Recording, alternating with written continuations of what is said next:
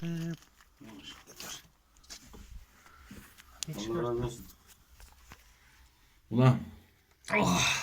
Assalamu alaikum tuğandar. Ulan bizni tüvelikte 100 bolat. Gör varmızlar mı? Eşigi yok, aynegi yok. Törü yok, koşunan yok buna eşigi. Arkaya dedim yaktan tartar. Kalaysın mı, kalavaysın mı? Şeye giresin. Oşar için ölörün öldü.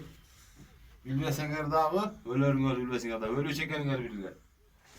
Anca tasmar. Maşallah. Allahu Ekber. Kulağa koyup, başında kulağa kırıp jatasın. Oşanda oturasın ha. Oşanda oturup. Ben Rabbike. Sağlar böyle öğresin. Men Rabbuke men dinike men abikum degen müstür öğret. Oşanga değer ol ola. Allah talam imanınar bekem kılsın. Namaz okuğanınar. Namaz okugula. Allah için. Kalaysın mı kalavaysın şöyle giresin. Ölüörün ördü bilmesin eram. Ölüyü çekenler bilgili. Bir Müslüman tuğandar zötbetkerken şunun cayın kazıp verdik inşallah. Allah için. Oldar. Şunday. Giresin yerimle eşiğin erdi beklet ondan kayıt.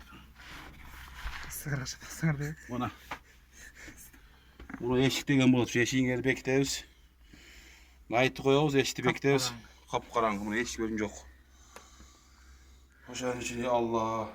Özün geçirdi. Nurlar şaşırıyor da tutku. Nurlar. Nurlar şaşırmadı. Hoşan için namaz okula. Özünler imanlar beklemde buna. Var kavur eyler cadatına. Vardı Müslümanlar. Bizde nail. Allah için.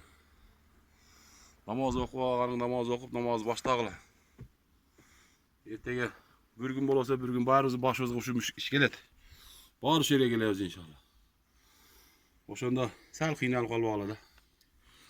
Allah için. Moskova çıkıp koydu. O bar işini taşlap, namazını başlap. Allah için başlagıla işini namazını okup. İnşallah Allah razı olsun.